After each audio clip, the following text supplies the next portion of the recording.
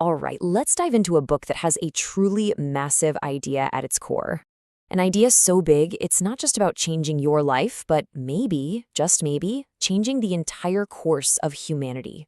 We're talking about Eckhart Tolle's A New Earth, and it all kicks off with this really simple but powerful invitation.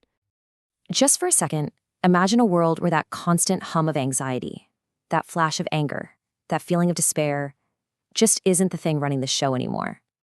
Imagine a world where we all stop identifying with the temporary stuff, our jobs, our problems, our histories, and we actually connect with something deeper, something real, something that's been there the whole time. Now, Tolle is really clear on this point. This isn't some sci-fi fantasy or a political pipe dream. He's arguing that this new way of being is actually tangible, it's possible. In fact, it's a potential that exists inside every single one of us right this second. So, if it's right here, right now, what's the catch? What's getting in the way?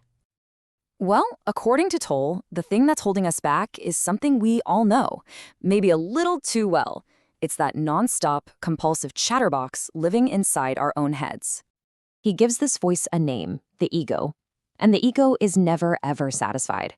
It's always looking around, comparing you to others, judging, and wanting more. It's the engine that drives that endless chase for a better job, a bigger house, more followers. But somehow, it always leaves us feeling like something's missing. You see, the ego builds your entire identity on things outside of you. It whispers, your worth comes from your car, from your title, from what people say about you. It tells you that you are your past, all your successes, and of course, all your failures. And according to Tolle, that's where we get it all wrong. Because once you believe you're this separate, competing little self, well, of course there's going to be conflict. That's the source of our own anxiety, our arguments with loved ones, and yeah, even the wars and destruction we see on a global scale. Suddenly, you realize, this isn't just a personal quirk. It's the very blueprint for all our collective problems. So, if you're not that voice in your head, then who are you? This is the million-dollar question, right? Let's get into Tolle's answer, which is all about awakening to a totally different dimension of yourself. Think of it like this. Your thoughts and emotions are like waves crashing on the surface of the ocean, sometimes chaotic, sometimes calm. But beneath all that turbulence, the ocean itself is vast, deep, and completely still. Tolle says that silent, peaceful depth, that's who you really are. He calls it being or presence. And the difference between these two is night and day. On one hand, you've got the ego mind. It's always busy, always churning, stuck worrying about the future or replaying the past. It needs stuff and stories to define itself. But awareness? It's completely different. It's still. It's quiet. It only exists right here, in the now. It's not a thing. It's the space where all the things happen. Okay, so this all sounds great in theory. But how do we actually do it? How do we go from being run by the ego to living from that place of awareness? The answer, Tolle says, isn't a belief system. It's a practice. It's about tapping into the power of presence. And you've been there. I know you have. Think about a time you were completely lost in a beautiful piece of music, or watching an incredible sunset, or maybe just truly listening to a friend. What happened to that voice in your head? It vanished.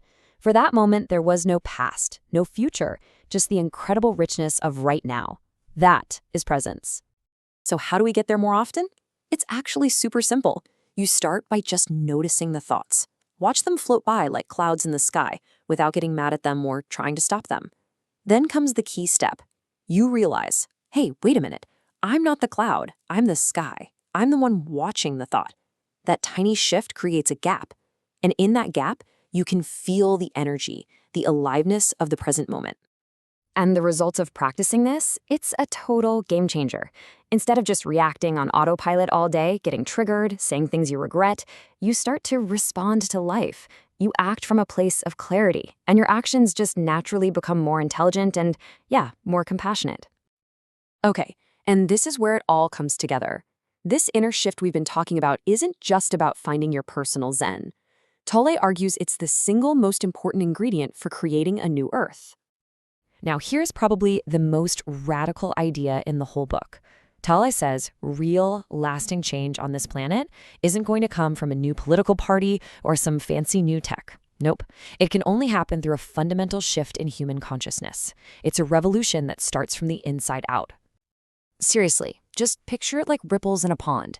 Every single person who wakes up from that ego dream adds their energy to a growing field of presence. And as more and more people do this, the very foundation of our society starts to shift. Conflict starts to look like cooperation, fear starts to feel like love, and we start to remember how to live in balance with our planet. When you start looking at the world's problems through this lens, it's kind of terrifying how much sense it makes. War? That's just the collective ego defending its territory and its story. Insane consumerism? That's the collective ego's desperate need for more. The environmental crisis?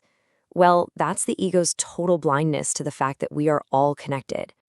And after all that big, world-changing talk, the whole thing comes right back down to one single person, you, and one single moment, this one, right now.